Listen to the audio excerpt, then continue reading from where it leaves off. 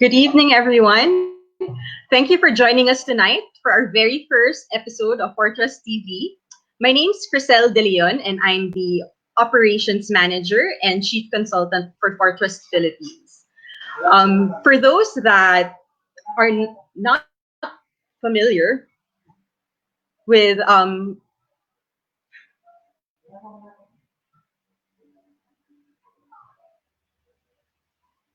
for those that aren't familiar with Fortrust, we are specialists in student placements. We place students in universities, colleges, and schools across the globe. But tonight, for a change, I won't be talking. We've invited some of our friends from Australia to tell us about something that's relevant to everyone. In this unprecedented event in our lives, we would like to hear how Australia and the lives of people in Australia and how they're coping with COVID-19. So without further ado, I'd like to introduce some of our guests. Ms. Jaica. Hi, Jaica. Thanks for joining us tonight. Hi. You're welcome, Ms Chrisel. Hi everyone. I'm Jaica Marteja. I'm currently an international student here in Australia, and I'm taking Masters in Human Resource Management at RMIT University. All right, thanks, Jaica. Our next guest is Monica Ladra. Hi, Monica. Hello, hi everyone. Hi, Chrisel. Hi again. I'm Monica. I was an international student in Australia about 4 years ago, and I'm now a permanent resident. I'm working as a registered nurse in one of the hospitals here in Melbourne. We have Ms. Hope Tancinco. Hi, good evening, and my name is Hope Tancinco, and I'm the Regional Director at Macquarie International, Macquarie University in Sydney, Australia. So, welcome. Thank you, Ms. Hope. We have Mr. Yong Lin. Hi everyone, good evening. Yes, thanks Fortrust for the invite. My name is Yong, and I'm based here in Sydney. I work for Kaplan Business School. I'm the regional manager in charge of the recruitment for the school to recruit students from Southeast Asia, and I've been living in Australia here for close to about 15 years now. All right, thank you everyone for joining us. We know that it's already late there in Australia, but we would like our viewers or our students to hear directly from you. Especially this is a time of a lot of apprehension, a lot of fear. But we're seeing so many good things coming out from Australia, from the news in Australia. But of course, it's different when it comes from your standpoint, let's say a citizen or an international student. We'd just like to hear what were your initial thoughts when all of this happened. Jaica, would you like to start? Yeah, so my initial thought was it was kind of terrifying and scary. Yeah. Everyone didn't know about what was the virus all about and what's gonna happen with all the students, with the people, with the employees, and all of the other stuff here in Australia. So yeah, especially with international students, what's gonna happen with them? That's correct. You go to a university in Melbourne, right? Jaica? Yes, I do. Yeah. Okay. How did the Yes. how we initially heard about COVID-19 early this year. Where were you when all of a sudden the countries decided to lock down, to put everyone in quarantine basically?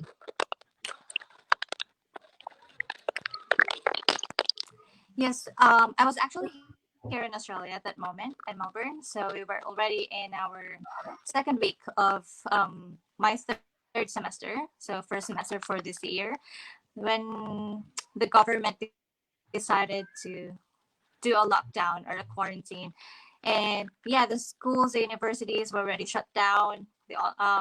The face-to-face learnings were were then moved to remote learning. So. Mhm. What about you, Monica? You're a nurse, Yeah, and this disease is new to everyone. yeah. How did the government, or how did people in healthcare in Australia react to this? Well, initially, me personally, I didn't think it would get this bad. I didn't think that the whole world would be on lockdown. I thought it would be something that would come and go. And then, Yeah, I don't think anyone anticipated yeah, this to happen. and then when there was news about lockdown, everyone started to panic a little bit, especially for those in the healthcare industry.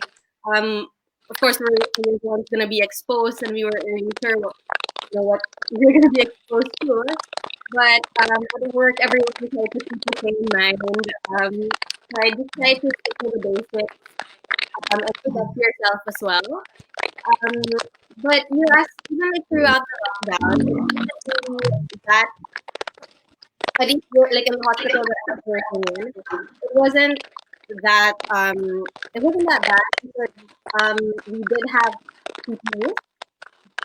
We did have the resources as well to protect the staff, and also there was a lot of screening involved, so it was all right. I think it was handled quite well. Yeah, that's good to hear. Jaica, you mentioned earlier that schools stopped face-to-face classes, right?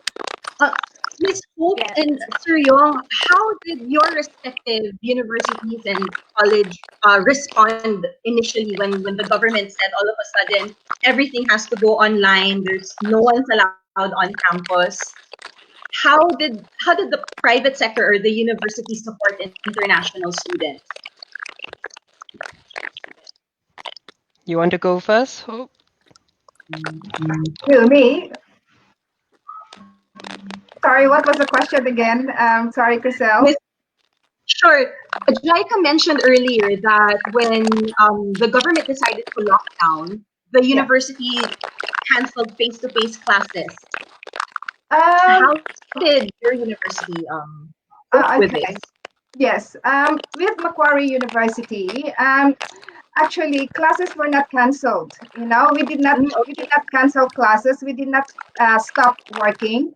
It was still we're still working and classes were still going on. However, what Macquarie University did was we moved the term break or the term breaks earlier so that students can at least have a rest and then before they can come back so that the time that the students are away, our academics could actually work really in such a short span of time to flip the classrooms, from face Yeah. to face to online. So that's how we did it. So that when the students came back from their break, they were already ready to do the online teaching. So, but professional staff were still working.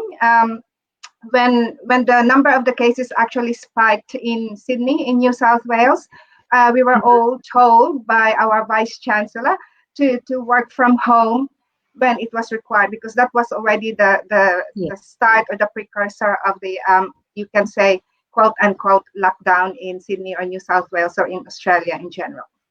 Mm. Yeah, and for Kaplan Business School, I guess I think the cases started very early, quite early in March or close to the end of February. So our intake date is typically at the second week of March. So it presented us quite a bit of challenge. Obviously, anticipating the government will do some sort of lockdown very soon. I think with Kaplan Business School, we are lucky in a way where we've been teaching online for the past 7 years. In fact, our sister company, which is Kaplan Professional, has it's and they teach exclusively online for the local Australian students. So we did have enough resources or have already very good resources to move all our courses online. I guess the big challenge was also not only move the classes online, but also make available student support.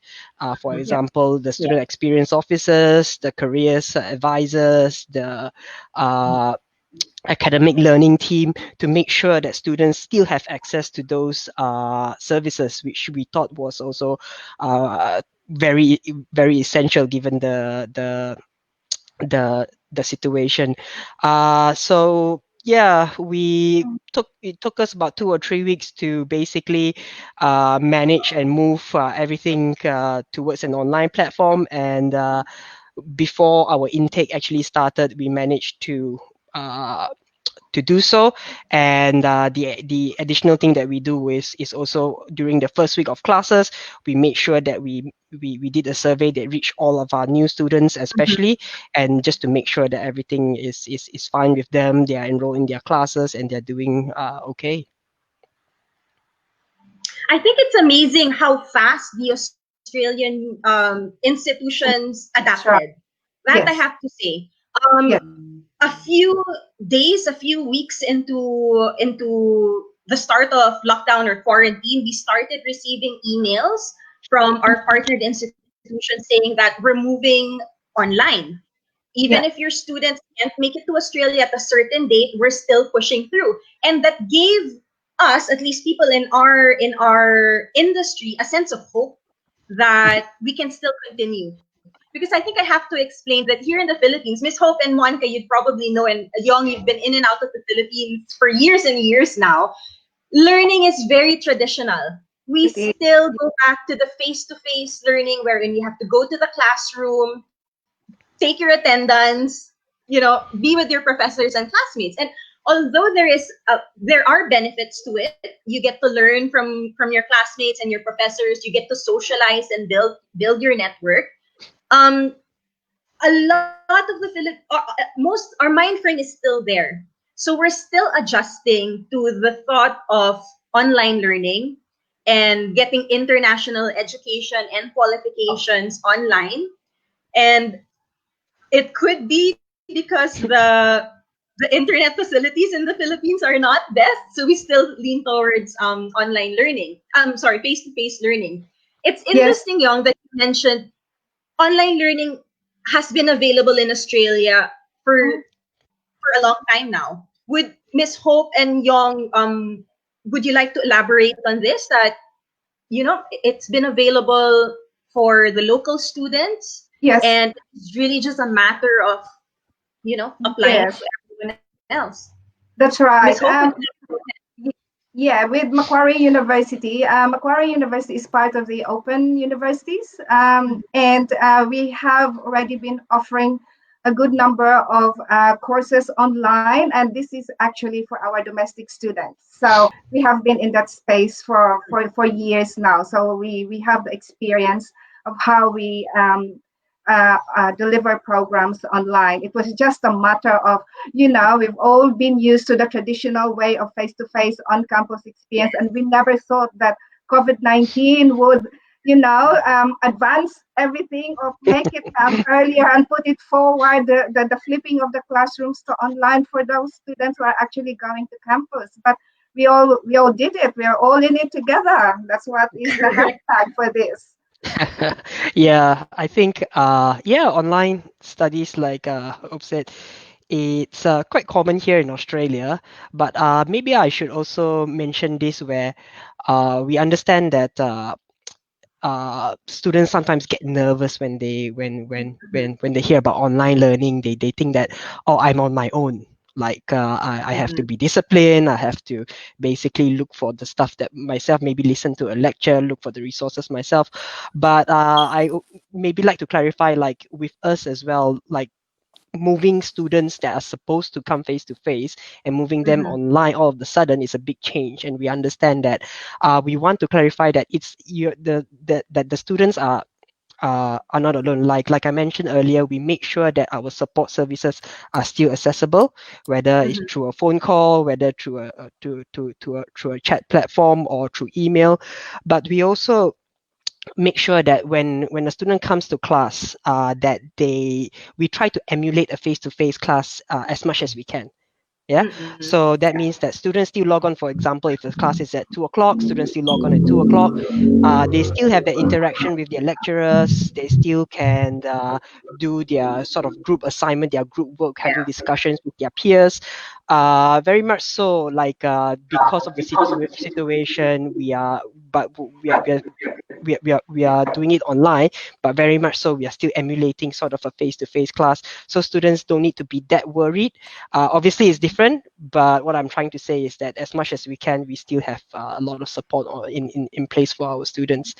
Yeah, and with technology these days, we particularly use Zoom, the Zoom platform for our online classes, and you can break students in groups. You can have different sort of software that you can use to have activities and discussions as well. So yeah, it's very much still a very interactive sort of learning environment despite being online. Yeah. Thank you, Yong and Miss Hope. What about you, Jaica? Coming from the student's point of view, how was the shift from face-to-face class to online learning? Was it a big jump from what you were used to? Yeah, it's actually a big jump for us, for the students. It's actually hard doing the face to face, but it's even harder doing the online For sure, learning, yeah. especially with the group work, when you don't know your group mates are already awake or they're already asleep. So that sort of problem of having to do the group work, especially a group presentation in that matter. Yeah, it's funny that you mentioned that. We see all these blooper videos of Zoom wherein Yeah. you know, you're not quite sure what everyone else can see, and you're welcoming them into your home. But I have to admit, the one good thing that came out of this is that it forced us to go digital, as Miss Hope said. It Right. forced us to innovate, to to go out of our box. But after we've been on lockdown here in the Philippines for 3 months or more, going on 100 days, I think, and the feeling of anxiety is easing, and the feeling of we have to move forward, we have to Yeah. live our normal lives, we just have to find a way. I Yeah. think most Filipinos are there now, wherein we just have to get through this together, as Miss Hope said. So this now, the next question is a bit personal. Maybe we'll start with Monica this time. How did you feel about how the Australian government handled this situation? Because no one was prepared for this. Oops, I think you're on mute, Monica. Can you unmute yourself? Hello, can you hear me? Yep. I think they're doing quite well because they're taking everything into account, not just survival like food and like the essentials, but they're looking at all of the aspects like real estate and especially mental health. Mm-hmm. I think like all these little things, they're looking at it in a holistic point of view. It doesn't hurt also that I guess they have more budget compared to other countries as well, but um I think the like so far, like myself and like my friends and the people I know are putting their trust in the government Mm-hmm. and just listening to what they're saying. So it goes both ways. I think it's quite efficient. And we're seeing Miss things Hope? going back to normal a little bit. I know. I see Normal. people on Facebook going on walks. So Yes. that's such a rarity. We can't do that just yet in the Philippines for Yeah. pleasure at least. Miss Yes. Hope, what about you? Look, the Australian government, I really have praise for the government because of what they have done. As soon as the COVID outbreak happened, as early as the 20th of March, Australia government closed its borders right away. Okay, and that is because the priority is to save lives right away, and so that's one. And at the same time, you know, massive testing was undertaken, making sure that all the restrictions are in place, statewide and Australia-wide. But they also had international students' welfare at heart and in mind. They have been providing funding to distribute to the different community groups so that these community groups can also help those who are vulnerable in the community, including our international students. Yes, Um, the Australian government also they also allowed our international students who have been in Australia for more than 12 months and who have been working to access their superannuation fund if they are experiencing financial hardship. That's another one. And those who have been working in the in the supermarkets or in the aged care sectors, their number of hours of work have been extended during that time. So that added additional money as well to, of course, and to our students. And just lately, the New South Wales government, so I'm talking about Australian government, federal, and then the state.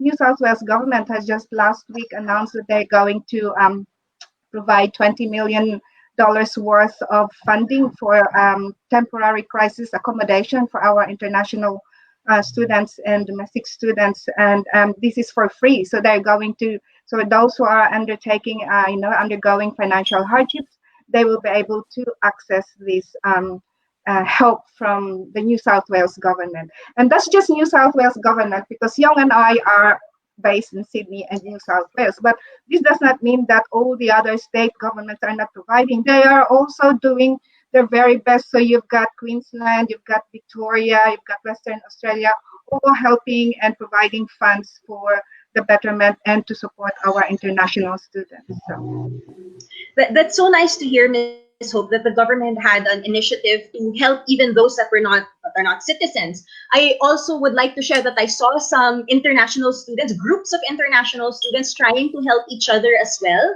They that's were right. it was really all hands on deck. I would see people coordinating even deliveries or of food or goods in certain areas, and it was very heartwarming.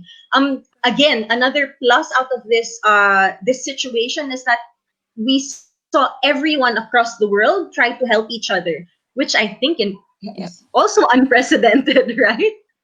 True. Anyway, so what about you, Yong? Yeah, since you said it was a quite a personal question, I'll give my personal opinion.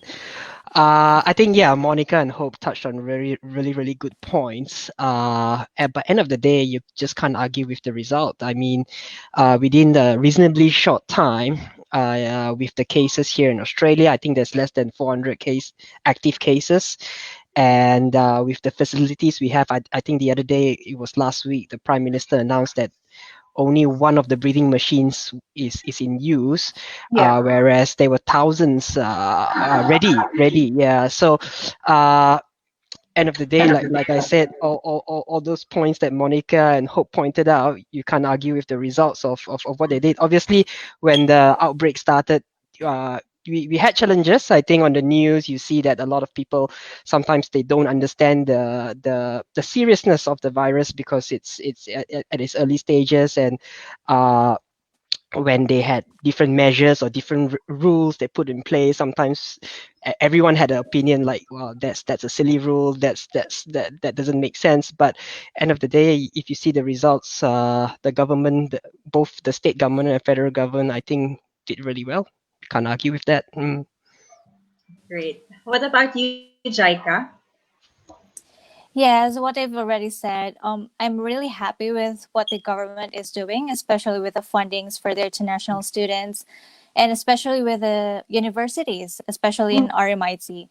So our professors are doing great, and they really think about the welfare of the students. They've been offering free food deliveries within Melbourne, and other like mental consultations, like how are the students doing, how are they coping with the virus and all, and with the studies.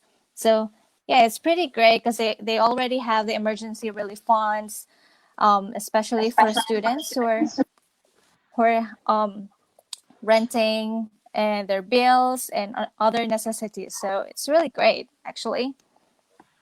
Amazing. There's another personal question. Um, most of you guys are settled in Australia. You guys have been there for years and years and years. Like Monica's been there for 4 years or more. Miss Hope has been there for 20 years. Young, More you've than been there more than 20 years. So your life is firmly there, right? Young, you've been there for 15 years. Where were you originally from? I'm Young, Malaysian. asking. Malaysian, okay. Yeah. And Jaica, you're going on your 4th year, right? No, I'm Australia. actually here for about for about a year and 4 months now. Year. So okay, Yeah. not too long then. So Yeah, the not too next long. question is, would you rather be with your family in your home country, or I'm sure some of you already consider Australia as your home country, or would you rather be in Australia or elsewhere? I think this one specifically we can start with Jaica. Would you have chosen to go home to the Philippines to be with your parents, your support system, or would you had rather just stuck it out there and in Australia? Yeah, I was actually thinking about that one, especially during my like first 3 months or 6 months here in Australia. I was really homesick. So I was missing everyone, especially my parents with family support. But I was thinking of the greater and bigger career opportunities here in Australia. So yeah, I was thinking about that one more than like emotional state and the mental state. I think it takes a tough person to make that decision. To choose Yeah, career over emotional support. To be very very honest, I'm not sure if I could have made that decision for myself. yeah, it So good takes a for really you. lot of courage actually to be here and to keep on studying, pursuing my dreams, and yeah, hopefully staying here in Australia and starting a new life here. All right, thanks. A few more questions. How will this affect new students coming into Australia? Miss Hope and Young, would you like to help me? How if students start their studies online, let's say they're supposed to start classes this June or July, which is one of the major intakes of Australia, how will it affect their long-term studies? Okay, so Young, you wanted to go first. Look, since the 20th of March until now to date, Australian borders are closed. So therefore, we cannot welcome our students from the Philippines. And we ourselves, also the citizens and permanent residents, we cannot even go out too because we're not allowed. So what does that mean? So again, Macquarie University or Kaplan and all other universities in Australia and all other universities in the world, we're now into online teaching, which is July. So I can only speak for Macquarie. For this coming July intake, we are allowing our students to enroll in one or two or three or four units or subjects. So we call subjects as units because they are going to do it online. So we're not going to compel them to do it full load or full time, especially if they're offshore. And if they enroll in one unit or two units, then of course, when the borders are open, they are most welcome to travel to Australia when allowed to, and they would have gone through the quarantine process, whatever the procedure and process that the Australian government will prescribe for the students. That's one. Or if they don't want to, they can continue on finishing their or completing their semester of study offshore and then come to Australia hopefully in February when the borders are already open. So learning has not stopped at all. We have just changed the mode of learning and teaching to cope with COVID-19 at the moment. So it's ongoing. Yeah, All right. yeah. Young? Yeah. I think what Hope said is spot on. I think with Kaplan, we are also committed to having to delivering obviously online for the rest of the year at least, and maybe through the early of next year as well. But like we mentioned earlier, I think the resources are there. We are also sort of allowing students to take a lower study load if they are worried that they might not cope with a new online study environment. But it's also a good chance for students, like I said, to take baby steps, take the first step and maybe do one subject and see how it goes, see whether they can adapt or see whether they like it. And like I said, the resources are there. We are committed to make sure that students get the support that they need during their studies. All right. A few more questions, and I'll ask Monica this. It was my first time to go out today, after months and months, and I missed it. I really missed going out. Is life close to normal already in Australia? I think so. I think everyone was just sick of staying at home, so everyone's sort of out now. I just had brunch in a cafe 2 days ago, good for you. and it was really nice. There are just less people. I mean, like the tables are further apart. You see everyone with their kids riding bikes outside. I think no one is stocking up on toilet paper anymore in the grocery store. So, just getting back to normal. That sort of gives everyone a bit more hope, I guess. And I don't think we can really keep, especially in Australia where everyone is so active and social, I don't think we can really, they can really keep everyone in lockdown for too long. But even if like going back to normal, you still see hand sanitizers every corner you look, and people are washing their hands. When you pass through someone in the walk, they always keep their distance. So I guess this is what they call the new normal. Yeah. This is a personal question. It just occurred to me. Did you guys experience, I'm sorry, Yong, in Tagalog, tigas ulo of people?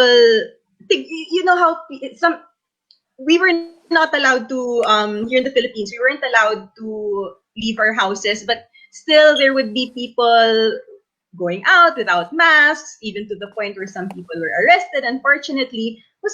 Did that happen in Australia too? Or were people cooperative? Initially, there were a few cases. Like I think you guys heard about the Bondi Beach, where everyone was there. And there was like I saw that. Then the government shut down all the beaches, and then there started being like patrol officers keeping count, telling everyone to keep distance. And I think after that, everyone started listening to the rules because the government kept it simple. They only gave us 4 reasons to go out and lock down. Okay. So like go to work if you have to buy food or essentials, medical reasons, and for exercise. For exercise, it's nice that you're allowed to exercise. It was actually everyone sort of listened for a while, but as everyone started getting more confident. Cases of tigas ulo. Yeah. I'm sorry, Yong. Tigas ulo means hard head. You just don't want to. Or stubborn. Yes. Yes, stubborn. Stubborn. Yeah. And in the hospitals, Monica, is it close to being? Are the healthcare workers somewhat a little used to it now? Well, in the hospital that I work in, they don't send. Well, they haven't been sending COVID cases because I work in a private hospital. So they usually, it's usually handled by government, if I'm not mistaken. I think it's still like that now. But I think everyone is sort of used to it because initially when we had, let's say if we had a patient who'd be tested for COVID, I would get so nervous because I have a family at home. And you're expecting, right? I would just stay away from everyone in the hospital. Yeah. But now I think we're all sort of just keeping a sane mind, staying logical. Everyone's been trained as well. Trained again how to do how to use their PPEs and how to deal with someone who might have COVID. So Yeah. I guess it's been All right. So, any last words to our viewers? Any advice or even just random thoughts that you would like to share with people who are planning to study in Australia? Let's start with Miss Hope. Okay. Look, I just would like to add on to experience of students at Macquarie University during this time doing online or interactive classes. After we have actually started the online teaching and learning, all our faculties had to do they did a survey amongst all the domestic and international students like 3 or 4 weeks after they have started the online teaching and learning. And out of that survey, they just wanted to know how the students are coping or how they are coping, and wanted to know which aspects of online learning they would need support.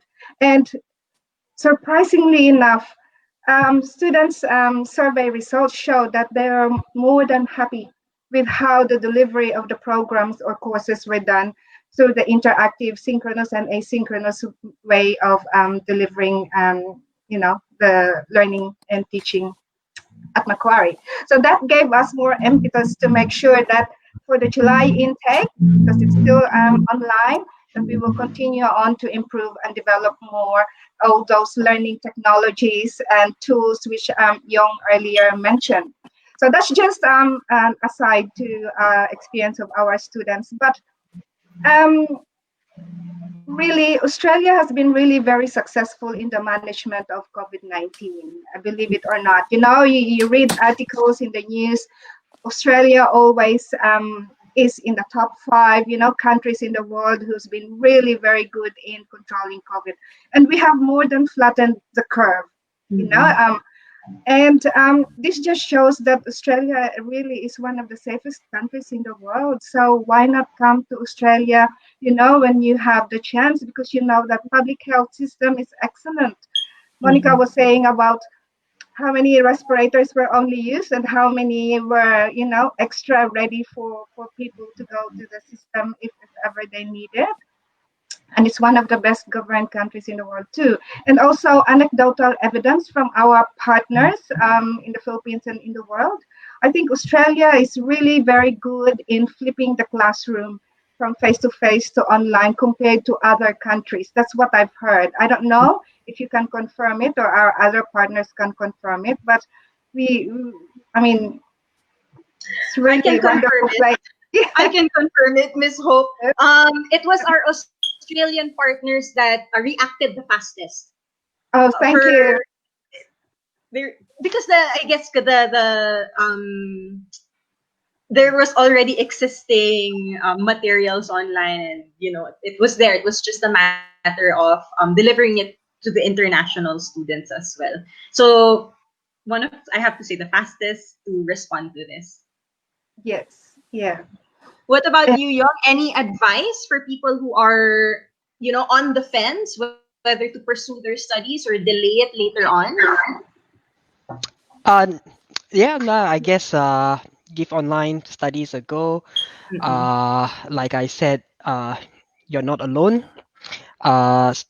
We, as much as we can, we have the resources and we have the support in place to help our students do well in an online environment. But end of the day, if just a simple advice is just don't give up on your dream. Obviously, say your safety and well-being is the most important now.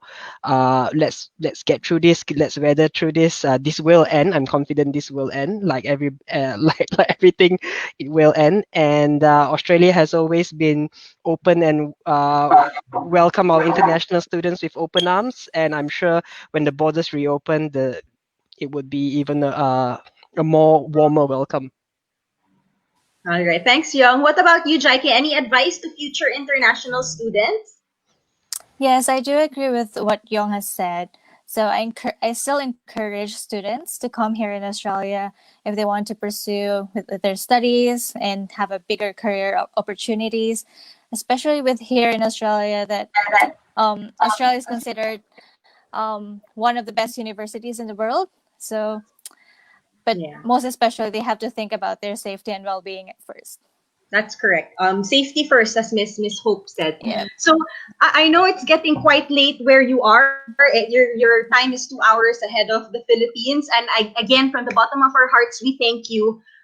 We didn't want to just hear from people that from random people. We have been working for you with you guys, like Miss Hope and Yong, for years and years now. And we also wanted to check up on you guys and find out how you guys were doing. Monica and Jaica, of course. Of course, we wanted to check up on you guys as well. So I thank you for your time, and that's about it. If any of our viewers would like to get in touch with us to explore studying in Australia, specifically in Macquarie University and Kaplan Business School and RMIT, our contact details are running below. We can also put you guys in touch later on with the people in our panel if you have any further questions. Tonight we didn't discuss, as I said, we didn't really discuss the details about how to study in Australia, but we do have regular webinars. And you can just check our Facebook page wherein we go into detail. What are the qualifications? What are the requirement, the timeline, financial requirement as well, what to expect, what are the benefits of studying overseas. So just check our Facebook page, and every other day we have a webinar. Thank you everyone for your time, and I hope everyone has a good evening. Stay safe, everyone. Thank you. Thanks for having Bye. us. Bye. Thank you so much.